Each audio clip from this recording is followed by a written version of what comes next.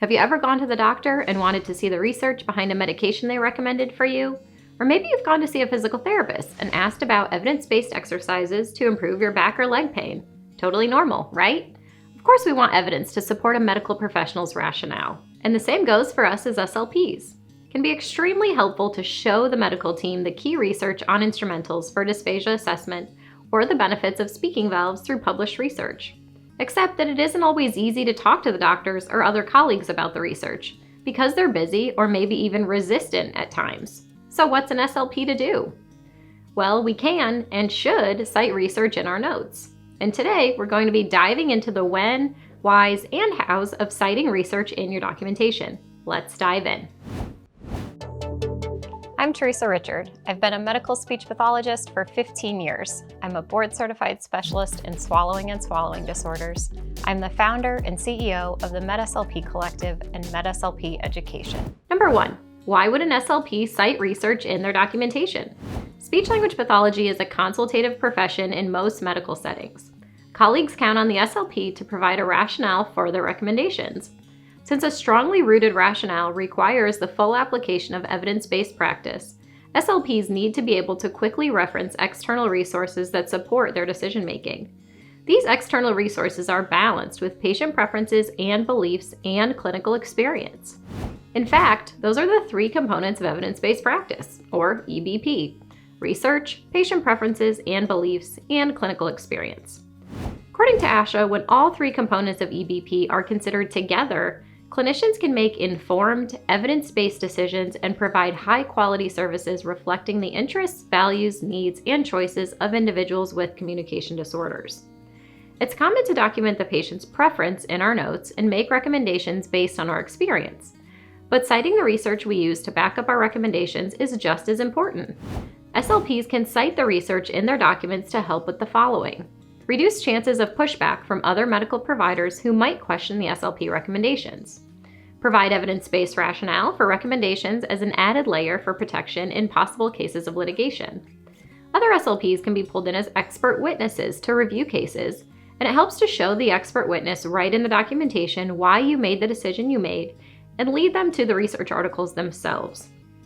Help to promote discussions about evidence-based practice. If another provider sees the rationale and the research to back it up in your documentation, it could be the very first time they're learning something. And sometimes this can lead to an email or phone call to discuss the new information or the research you've cited. A very good friend and colleague of mine has an excellent story about how citing research in her notes led to change in her hospital. She was working in a small community hospital that still relied heavily on PEG tubes for individuals with dementia, including end-stage dementia. My friend was well versed in the research that indicated the harm PEG tubes can actually cause in this population. When she actually brought up her concerns and the literature to the internal medicine physician in person, he brushed her off. He told her that this was what the patient's families wanted and there was nothing he could do about it.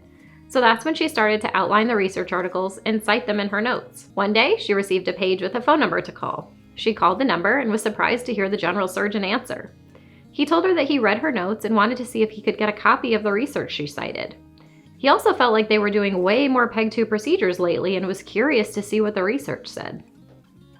So my friend eagerly printed the research articles, highlighted the exact lines of research that she cited, and handed it over to the surgeon. The next day, he reached out again to have a discussion. He told her he was surprised to learn how PEG tubes aren't meant for end-stage dementia and that they don't even prevent aspiration pneumonia. He teamed up with my friend, and together they spoke with other physicians. He started to push back on PEG tube consults and requested an SLP assessment first. It was a beautiful outcome that created a ripple effect in the hospital. One physician even approached her to tell her that he recently completed his board recertification exam after 10 years of practice and thought of her when he approached a case study about a patient with end-stage dementia and recommendations. This story is one she tells often to keep promoting the purpose and power of citing research in documentation. Number 2. Okay, now let's talk about when an SLP would cite research in their documentation. You should cite research in your documentation if you are discussing, summarizing, or paraphrasing the ideas of an author or researcher, providing a direct quotation, using statistical or other data, using images, graphics, videos, and other media, like citing educational materials you provide to a patient or family member. When we use citations properly, we are sharing information ethically and legally.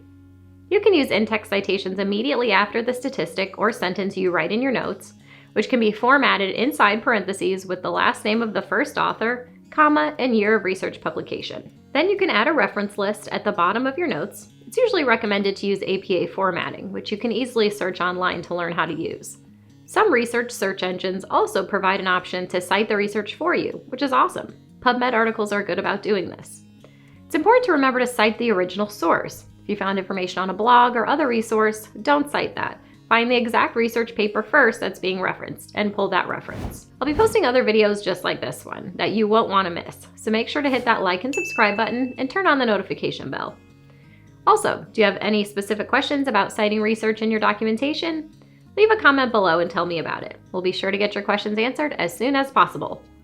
Make sure to stick around to the end to claim a freebie or two. Number 3, how do you cite the research? Here are 3 examples. I'll be sharing some specific examples for how SLPs might cite research. Stick around for a freebie with more examples at the end. A word of caution. Do be careful in applying these statements. A patient may have these conditions that I'm going to mention, but not all of the statements and references will apply to their individual situation. It's important to keep PICO in mind, which is population, intervention, comparison, and outcome. When you use a PICO question in reading and critically appraising the published literature, your question should be tailored specifically to the patient you are seeing. This helps SLPs to avoid broad and inappropriate application of published research to populations where the predicted outcomes may not apply. Here's an example for documentation around dysphagia: a clinical swallow exam, overall impressions, and the recommendation for an instrumental swallow study. Oropharyngeal dysphagia is suspected based on clinical bedside evaluation. Contributing risk factors include deficits in alertness, respiratory swallow coordination, and stroke. Patient presents with increased risk for silent aspiration given prolonged intubation and potential sensory deficits related to COPD. Instrumental swallow study via video fluoroscopy is recommended to visualize oropharyngeal swallow function, determine least restrictive diet, and appropriate treatment plan. The second example is for a patient with head and neck cancer, and rationale for not recommending strict NPO and promoting ongoing swallowing and dysphagia exercise during radiation treatment. Strict NPO is not recommended. Deconditioning and disuse atrophy of musculature specific to swallow function can result from reduced to no oral intake. In parentheses, Hutchinson et al., 2013. Continued PO intake and completion of a swallowing home exercise program while undergoing radiation treatment is beneficial for swallow function, diet level, and quality of life, while reduced need for feeding tube placement, and in parentheses, Starmer, 2014. Finally, this third example is about speaking valve benefits to back up your recommendation for a speaking valve. Benefits of speaking valves include: number 1, improved oropharyngeal sensation by restoring airflow to the oropharynx. Number 2, improved cough effectiveness by restoring subglottic air pressure. Number 3, improved secretion management through improved ability to cough and orally expectorate, as well as increased evaporation of secretions during exhalation through the upper airway. And 4, improved oxygenation by reestablishing physiologic positive and expiratory pressure, the PEEP. And in parentheses, Donzelli, 2006. Did you know we have an entire editorial reviewed resource inside the MedSLP Collective dedicated to citing research and clinical documentation? I'm going to give it to you for free. Check out the link in the description for the resource titled Citing Evidence in Clinical Documentation, Dysphagia and Voice to download your copy now, or go to medslpcollective.com/citing evidence. If you'd like even more research and documentation and citing research, make sure to check out the MedSLP Collective. This is a membership-based program that gives you unlimited access to our library of resources, journal club discussions, in-services, patient demonstration videos, accountability groups, and our private online community of medical SLPs and paid mentors who are ready to support you in your toughest cases. Go to medslpcollective.com to learn more now.